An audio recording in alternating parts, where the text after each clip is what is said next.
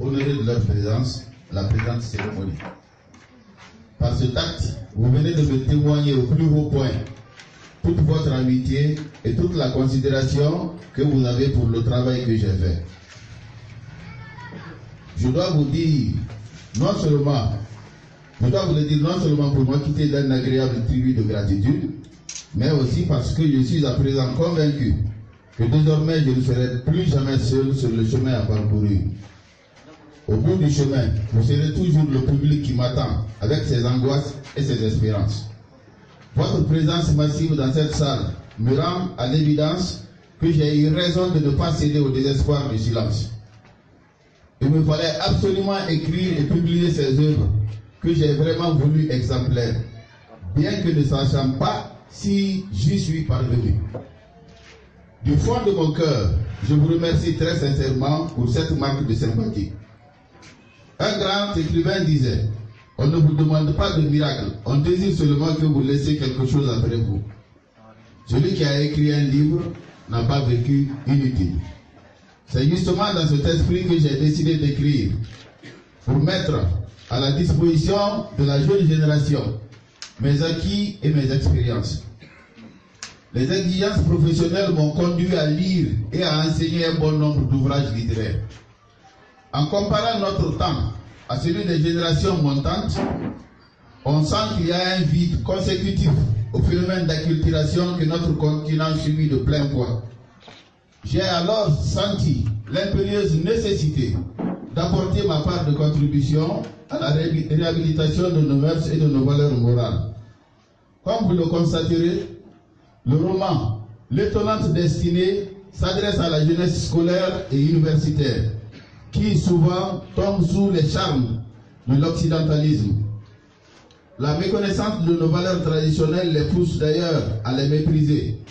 Donc ce roman est basé sur des faits vécus qui peuvent permettre l'appréhension et la compréhension des problèmes sentimentaux et sociaux auxquels les jeunes sont confrontés dans l'univers scolaire et universitaire. La lecture de cette œuvre peut influencer positivement ou négativement notre futur immédiat. Les meilleures des amitiés sont celles qui se fondent à l'école et qui transcendent le temps. Les malheurs d'un jour peuvent engendrer des bonheurs du lendemain. Les voies du Seigneur sont insondables. C'est ce qui ressort comme trame de l'histoire du roman Étrange Destinée. Le trésor de la sagesse est une nouvelle dans laquelle j'ai relaté 3 histoires communes à notre temps. 1. Le déracinement consécutif à la formation universitaire métamorphose les jeunes âmes au point qu'ils se réunissent et s'éloignent de leurs mœurs et traditions. 2. La cupidité, la naïveté et la crédulité qui exposent très souvent les hommes à des embarras capables de les déstabiliser pour toujours. Aujourd'hui, les valeurs morales étant tombées en désuétude, ils sont nombreux ces individus qui abusent de la crédulité de leurs semblables pour fonder leur bonheur. 3. Des relations amoureuses dangereuses auxquelles la jeunesse est souvent confrontée et qui conduisent parfois au pire. À ce niveau, la sagesse recommande de voir là où mettre les pieds pour ne pas être victime d'une tragédie sentimentale. Cette nouvelle se veut également être un ami capable de conseiller pour être à l'abri de telles mésaventures. Donc c'est un appel que je lance à la jeune génération pour qu'elle se réhabilite à travers nos valeurs morales et traditionnelles. C'est le seul facteur qui permet de conserver son identité culturelle.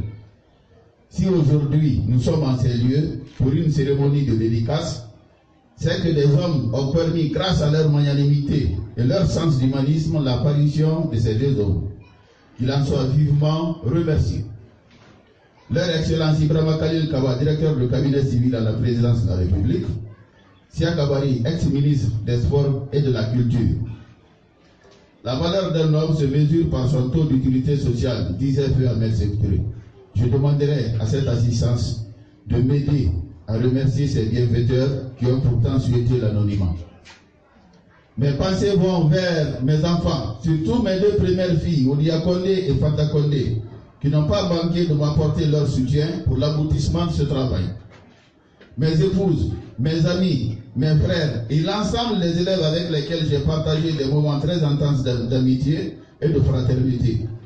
Aussi, mes remerciements vont à ma mère, Odia Kourma, mon père, Mamadou Kondé, qui ne sont plus de ce monde. Je prie le Seigneur de leur accorder son paradis. Pour terminer, je demande à tous ceux qui sont cités ou non, de croire à l'expression de toute ma reconnaissance. Je vous remercie.